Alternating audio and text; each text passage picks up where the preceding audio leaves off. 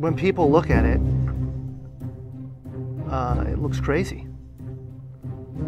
That's a very natural thing. Sometimes when we look at it, it looks crazy.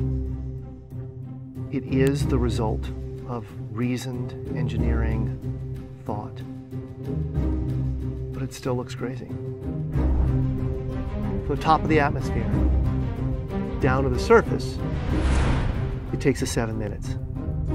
It takes 14 minutes or so for the signal from the spacecraft to make it to Earth. That's how far Mars is away from us. So when we first get word that we've touched the top of the atmosphere, the vehicle has been alive or dead on the surface for at least 7 minutes.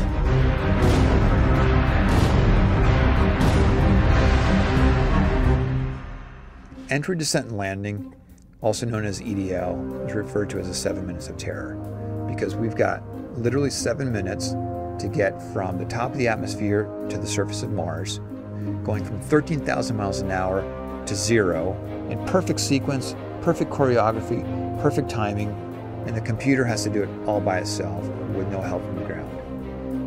If any one thing doesn't work just right, it's game over. We slam into the atmosphere and develop so much aerodynamic drag. Our heat shield, it heats up and it glows like the surface of the sun. 1,600 degrees. During entry, the vehicle is not only slowing down violently through the atmosphere, but also we are guiding it like an airplane to be able to land in a very narrow, constrained space. This is one of the biggest challenges that we are facing, and one that we had never attempted on Mars. Mars is actually really hard to slow down because it has just enough atmosphere that you have to deal with it. Otherwise, it will destroy your spacecraft. On the other hand, it doesn't have enough atmosphere to finish the job. We're still going about 1,000 miles an hour. So at that point, we use a parachute. The parachute is the largest and strongest supersonic parachute that we've ever built to date. It has to be able to withstand 65,000 pounds of force, even though the parachute itself only weighs about 100 pounds. When it opens up that fast, it's a neck-snapping 9 Gs. At that point, we have to get that heat shield off. It's like a big lens cap blocking our view of the ground to the radar.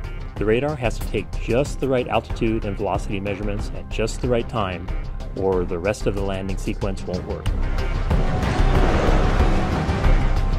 This big, huge parachute that we've got, it'll only slow us down to about 200 miles an hour. And that's not slow enough to land. So we have no choice, but we've got to cut it off and then come down in rockets. Once we turn those rocket motors on, if we don't do something, we're just going to smack right back into the parachute. So the first thing we do is make this really radical divergent maneuver. We fly off to the side. Diverting away from the parachute, killing our horizontal velocity and our vertical velocity, getting the rover moving straight up and down so it can look at the surface with its radar and see where we're going to land. And we head straight down to the bottom of a crater, right beside a 6-kilometer high mountain. We can't get those rocket engines too close to the ground, because if we were to descend propulsively with our engines all the way to the ground, we would essentially create this massive dust cloud. That dust cloud could then go and land on the rover.